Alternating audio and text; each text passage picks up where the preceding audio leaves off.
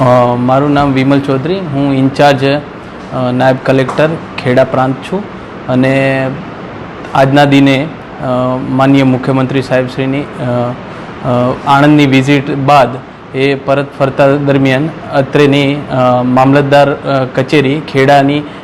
મુલાકાત લીધી હતી અને એમાં જે રૂટીનના તપાસણીના જે મુદ્દા હતા એ પણ તપાસ્યા હતા અને અંદાજિત 1 કલાક સુધીની તપાસ કરી. મીનવાઇલમાં જે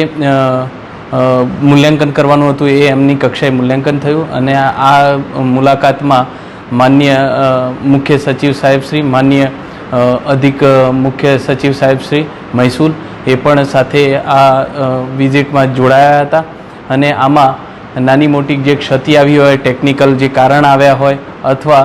જે કામગીરી થઈ છે એનું સુચારું મૂલ્યાંકન કરવામાં આવ્યું હતું. કયા પ્રકારની ક્ષતિઓને લઈને ખાસ ભાર આપીને સૂચના આપવામાં આવી હતી? ક્ષતિમાં મુખ્યત્વે એક એવું કે પ્રજાલક્ષી કેવી રીતે આપણે અભિગમ રાખી શકીએ અને પ્રજાલક્ષીમાં જે નાની ક્ષતિ ફોર એક્ઝામ્પલ કે બોજા બાબતની છે તો બોજા બાબતના કારણે કોઈ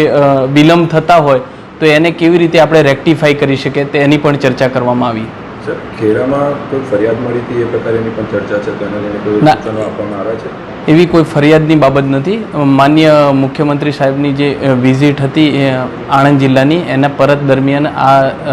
રસ્તામાં આ કચેરી આવેલી છે એટલે માનનીય મુખ્યમંત્રી સાહેબની સ્થળ કહેવાય ને કે એક્ઝેક્ટ મતલબ કે ઓચિંતી કચેરી મૂલ્યાંકન કર્યું છે. કચેરીની કામગીરી બાબતે સંતોષ વ્યક્ત કર્યો હોય તેવું કોઈ